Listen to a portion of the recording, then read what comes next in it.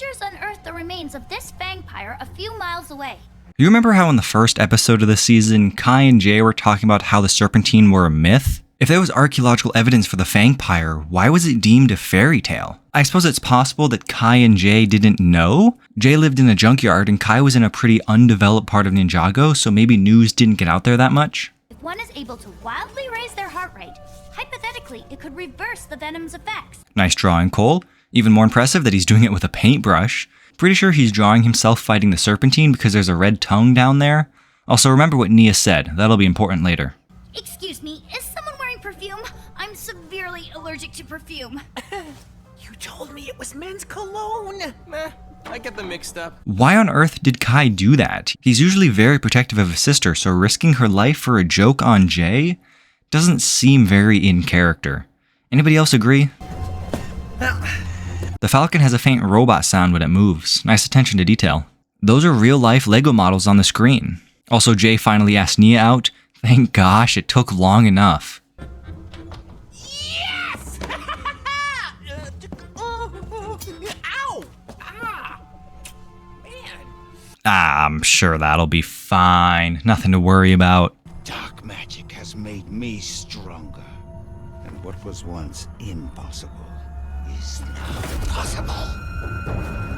You came here only to possess the weapons of Spinjitzu? Alright, so we're starting to move into the large, overarching plot of the first 2 seasons. Garmadon can now physically handle all 4 golden weapons. Also, these weapons just come out of nowhere. I'd like to imagine he just has mud monsters waiting around to throw them to him. You should have known better than to try to stop me.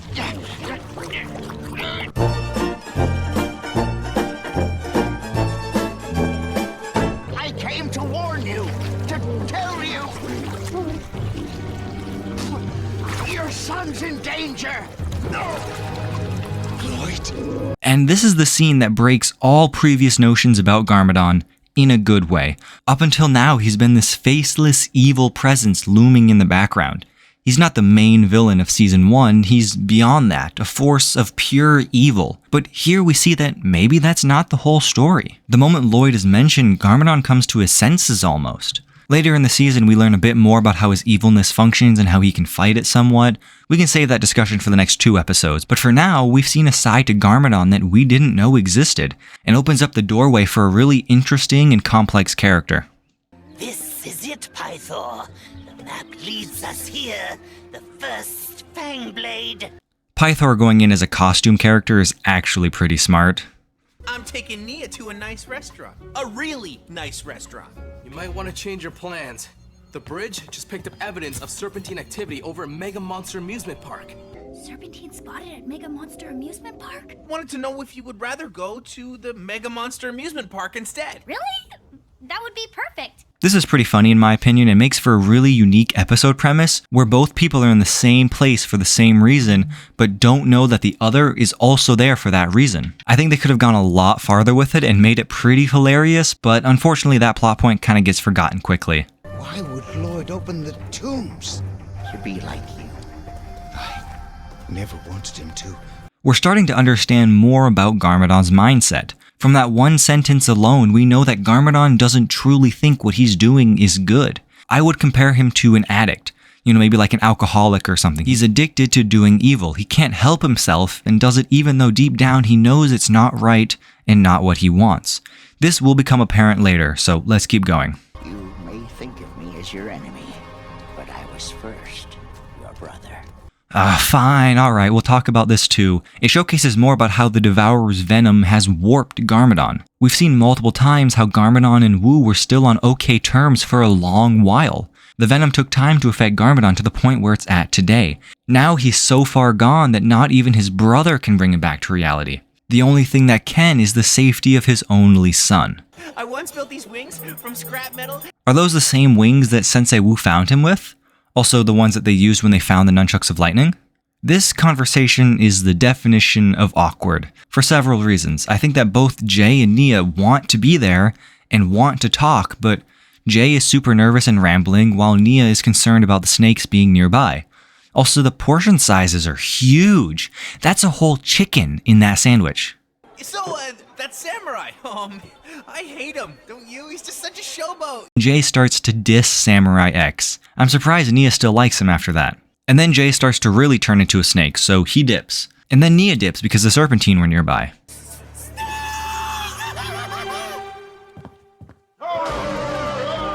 Ah, Jay doesn't deserve that.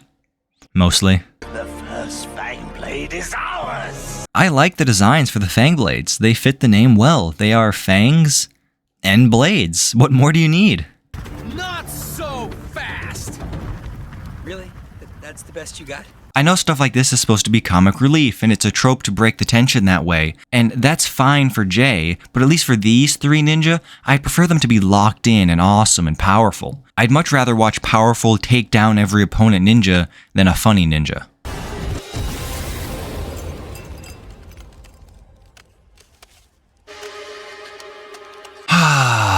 Anyways, Samurai X, or well, Nia, I guess I can say that now, steals the blade from Pythor. Finally, somebody competent. This scene does a good job of showing the weight of the mech. It's not small, and every step shakes the ground a bit, and it doesn't move super fluidly.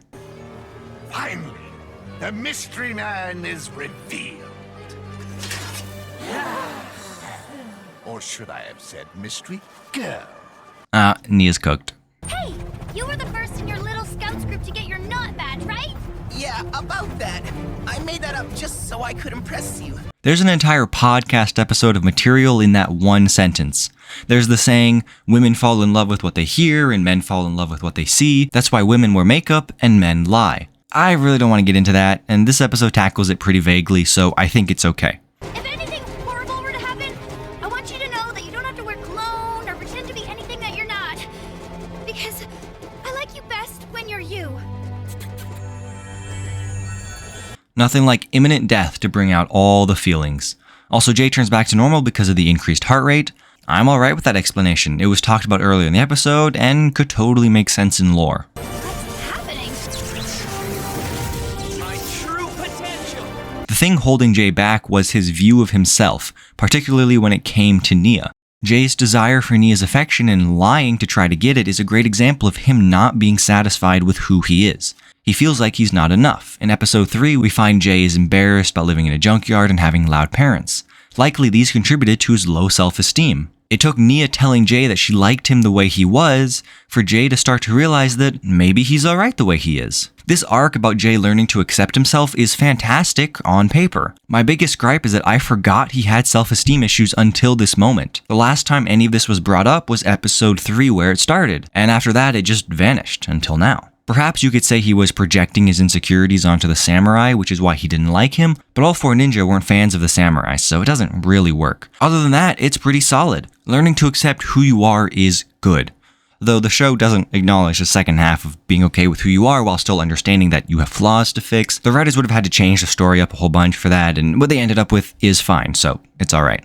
You know what I learned today? What's that? No matter what kind of secret you have, whether you're a snake or a samurai, it's important to be yourself. Yeah, that's cute. But you want to know what I learned?